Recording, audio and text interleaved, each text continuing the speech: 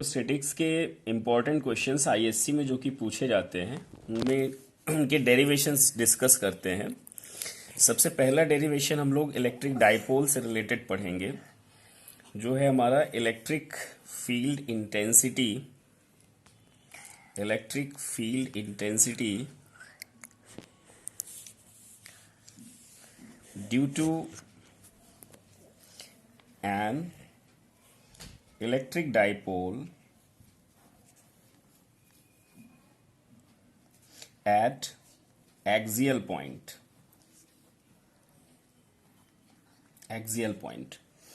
So students, axial point is also called in-down position. इसको हम लोग in-down position भी बोलते हैं। axial point को हम लोग in-down position बोलते हैं। सपोज कर लिया कि हमारा एक ये इलेक्ट्रिक डाइपोल है। Basically electric dipole consist of two equal and opposite charges.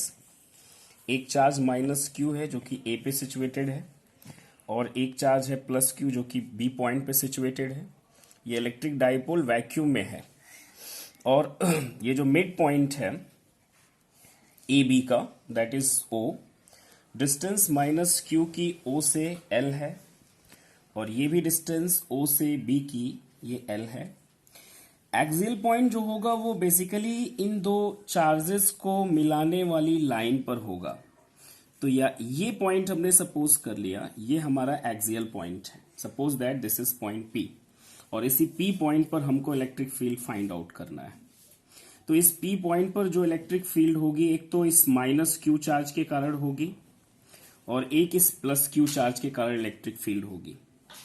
तो सबसे पहले बात करते हैं, सपोज दैट हमारी जो E1 है ये इलेक्ट्रिक फील्ड है।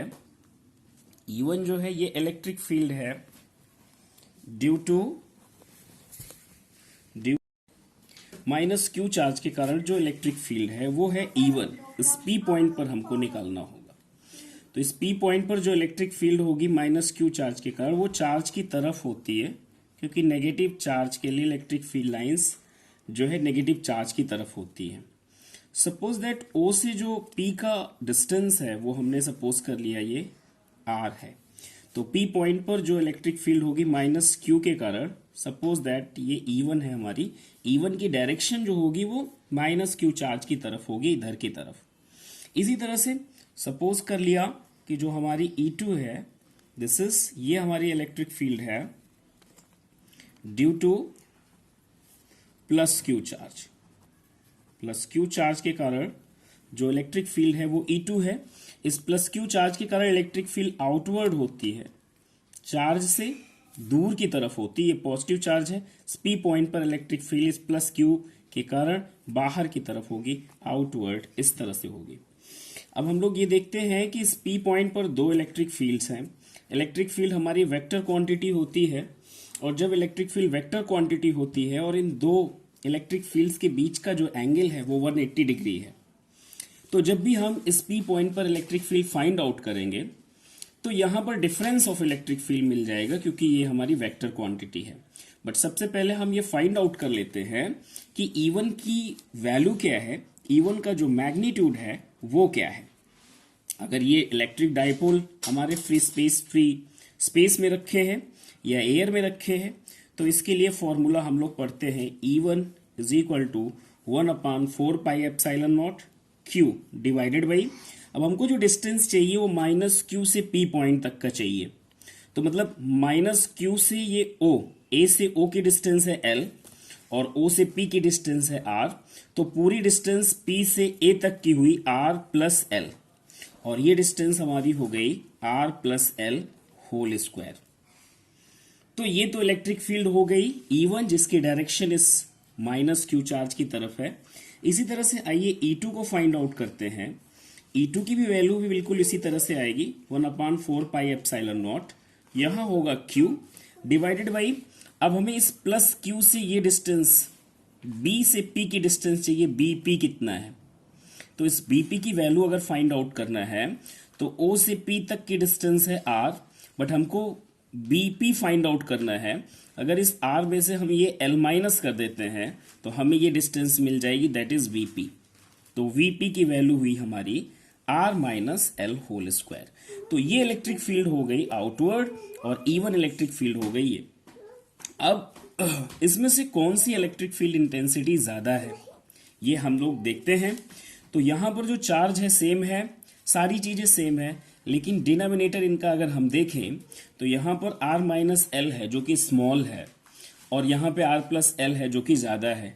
तो जिसका डिनोमिनेटर ज्यादा है वो वैल्यू हमेशा कम होगी, जिसका डिनोमिनेटर कम है वो वैल्यू हमेशा ज्यादा होगी। इट्स मीन अगर हम लोग इलेक्ट्रिक फील्ड का मैग्नीट्यूड देखें तो E2 की वैल्यू जो है वो E1 से ज्यादा है।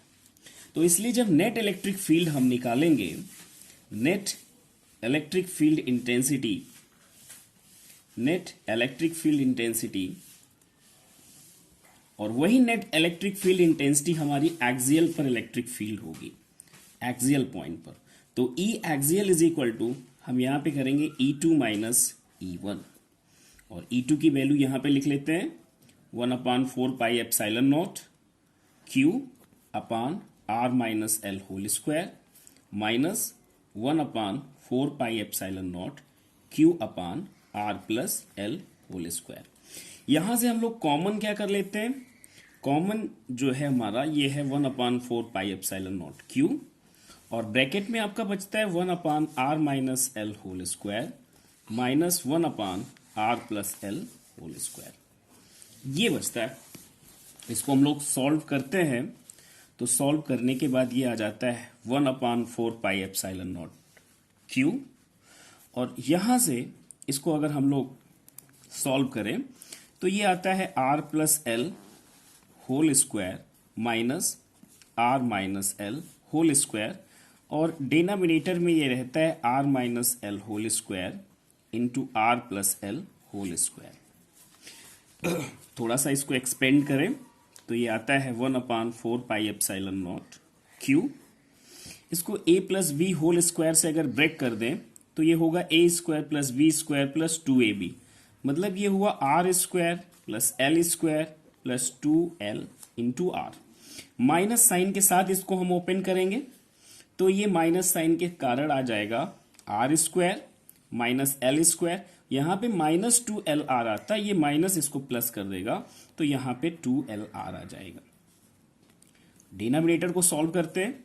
डिनोमिनेटर को अगर हम लिखना चाहें तो कुछ इस तरह से लिख सकते हैं R minus L into R plus L और ओवर 2 लिख सकते हैं। तो ये वैल्यू कितनी आ गई, R स्क्वायर से ये R square cancel, L square से ये एल स्क्वायर कैंसिल, वैल्यू जो आ गई 1/4 पाई एप्सिलॉन नॉट Q, और यहां पे बचता है 4LR, और इसको अगर हम लोग सॉल्व करें तो ये a minus B into A plus B, ये हो जाता है a square minus B square, मतलब R square minus L square to the power 2। और इसको हम लोग इस तरह से लिख सकते हैं इसको हम लोग थर्ड इक्वेशन डाल सकते हैं, और यहां पर हम लोग लिखेंगे क्योंकि L जो है वो बहुत स्मॉल है कंपैरिजन टू R, तो L स्क्वायर बेसिकली और कम होगा R स्क्वायर से। तो L स्क्वायर की जो वैल्यू है वो लेस देन R स्क्वायर है, तो L स्क्वायर को हम इग्नोर कर देते हैं यहाँ पे, तो हमें मिलेगा E axial is equal to 1/4 pi epsilon nought Q into 4LR divided by L square को निग्लेक्ट करेंगे तो यहां से L स्क्वायर हट जाएगा, R square to the power 2 मतलब R टू द पावर 4 हो जाएगा, R से एक ये कैंसिल हो जाएगा, तो यहां पे आता है 1/4 पाई एप्सिलॉन नॉट। यहां पर Q इंटू 4L को कुछ इस तरह से लिख देते हैं 2 इंटू Q इंटू 2L ऐसे लिख देते हैं, और यहां पे ये बच जाएगा हम लोगों का RQ। तो Q इंटू 2L ये हमारा कहलाता है इलेक्ट्रिक डाइपोल मोमेंट, जिसको हम P से डिनोट करते हैं। तो अब यहां पे हम लोग ऐसे लिखेंगे E axial is equal to 1/4 pi epsilon nought 2Q into 2L हमारा हो जाएगा P, तो 2P अपान R क्यूब हो जाएगा। यही इलेक्ट्रिक फील्ड है एक्सियल पॉइंट पर। तो इलेक्ट्रिक फील्ड एक्सियल पॉइंट पर जो है वो है 1/4 pi epsilon not 2P by R cube, जहां पर P इलेक्ट्रिकल डाइपोल मोमेंट है। सेकेंड थिंग ये है कि इस इलेक्ट्रिक फील्ड की डायरेक्शन क्या है। अगर हम ये चेक करें, टॉप पर हमने यहां पे लिखा था E2 की वैल्यू E1 से ज्यादा है। इसका मतलब जो रिजल्टेंट आएगा, जो ये रिजल्टेंट इलेक्ट्रिक फील्ड आई, उसकी डायरेक्शन किधर होगी, E2 की तरफ होगी, जो क्वांटिटी ज्यादा थी वेक्टर में। जैसे E2 की वैल्यू E1 से ज्यादा थी, तो जो रिजल्टेंट भी आएगा उसकी भी डायरेक्शन किसकी डायरेक्शन में होगी, E2 की डायरेक्शन में ही होगी। तो आइए देखते हैं कि डायग्राम में E2 किधर है। E2 इधर है, इसका मतलब इलेक्ट्रिक फील्ड की जो डायरेक्शन है वो E2 की डायरेक्शन में आएगी।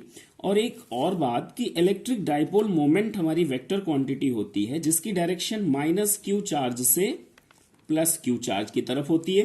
तो इलेक्ट्रिक डाइपोल मोमेंट की डायरेक्शन भी ए से बी की तरफ है और सेम उसी डायरेक्शन में E2 है।